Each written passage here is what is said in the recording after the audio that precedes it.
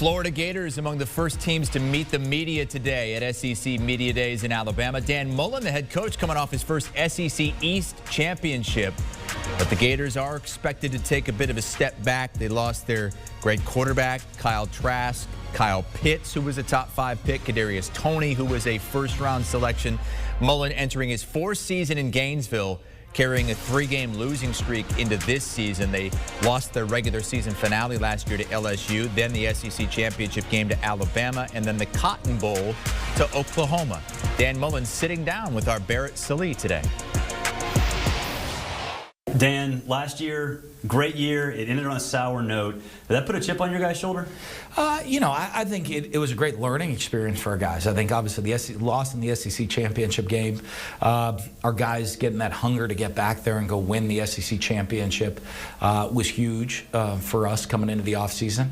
I think the bowl game was a huge learning experience for guys. A lot of guys got to play that had gotten minimal playing time during the season. With the number, we had a lot of guys opt out and played a ton of guys. So it was, I think, for our guys, the older guys, the chip on the shoulder to get back to win that championship game. For the younger guys realizing, hey, when I was recruited, when I came in as a young player, I thought I was ready for the big stage. I realized when I got put on that stage, I wasn't ready for that moment. And I think it's really helped us this offseason of the team growing. Is that something you see continuing with more opt-outs, the fact that maybe bowl games kind of become spring games, so to speak? I talked to a bunch of people about this. It's interesting. So, I mean, in 3 years at Florida, the first 2 years we have nobody opt out. Last year we have a bunch opt out, So is that a one-off from the year that was, as emotionally and it just exhausting that you could ever have in college football last year? That it just was, I'm done. I think there are a lot of guys not even opting out. A lot of guys on the team were like, I'm just done. Like let's hit reset and see if we can start this over, and hopefully 2021's a better year than 2020 in life. So I don't know, but it'd be interesting to see. I talked to one person. I said, it'd be really interesting to put bowl games as exhibition games in spring. That'd be a really interesting idea, because now, hey, let's make it an educational trip. You go learn about this city.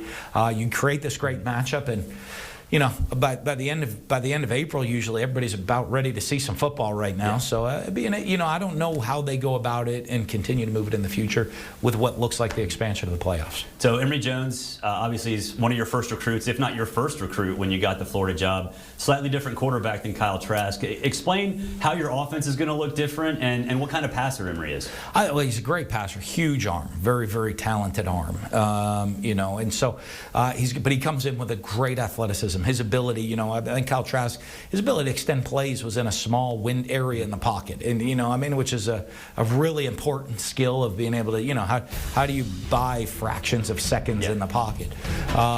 Emory's going to be more dynamic. He can break you down with his legs, and he can extend plays and and create with his athleticism. But he's a guy that comes in. He's played a lot. He has experience. He's put up numbers in meaningful games in big situations in the past. Highly recruited guy that's really taken his time to learn the right way and develop the right way. That's going to be ready for his opportunity. You've been there for a while, developed the right way in the age of the transfer portal. Did he ever consider that, or how do you approach those conversations? I talk to the guys all the time, and I think the one is the maturity, which is, am I being developed? Yeah. Right? Am I being developed I'll be ready when my number's called to go succeed. And I think, he's a guy looking in how we've developed quarterbacks in the past, and he's looking and saying, hey, you know what? This worked for... I go back, hey, go get on the phone, go call Alex Smith, go call Dak Prescott, go call Tim Tebow, who, everyone thinks came in as a freshman and did all this. Really played about 8 plays a game his freshman year, of learn to develop, learn to learn, take things in and do things the right way. And everybody's always bought into that within our program. Todd Grantham back as defensive coordinator. I think it's safe to say the defense last year had its ups and downs a little bit. What's gonna change this year?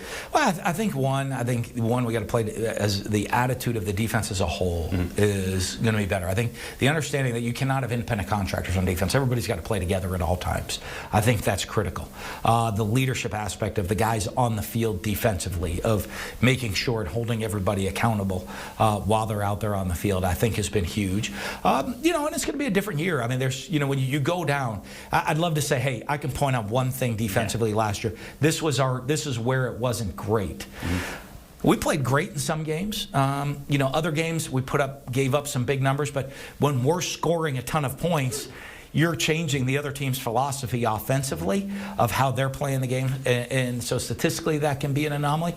And then there were some games where we didn't play to the Gator standard defensively. Name, image, and likeness obviously is a big deal.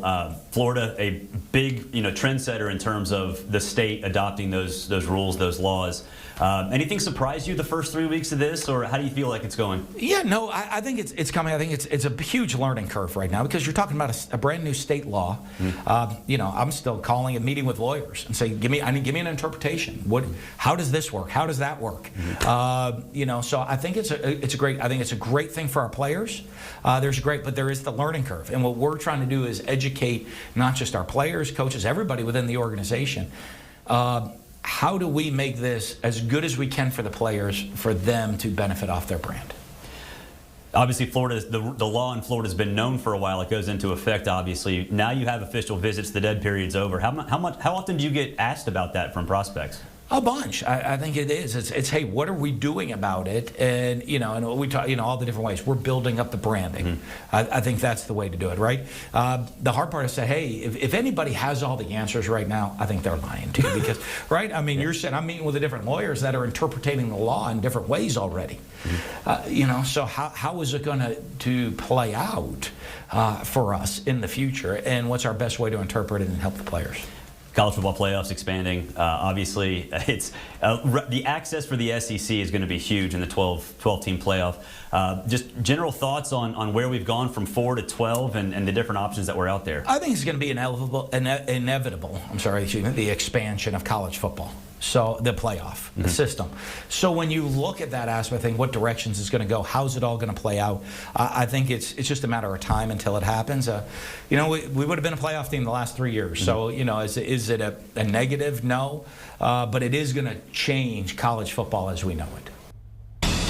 All right, and these are the odds to win the SEC with Alabama, the favorite, -140.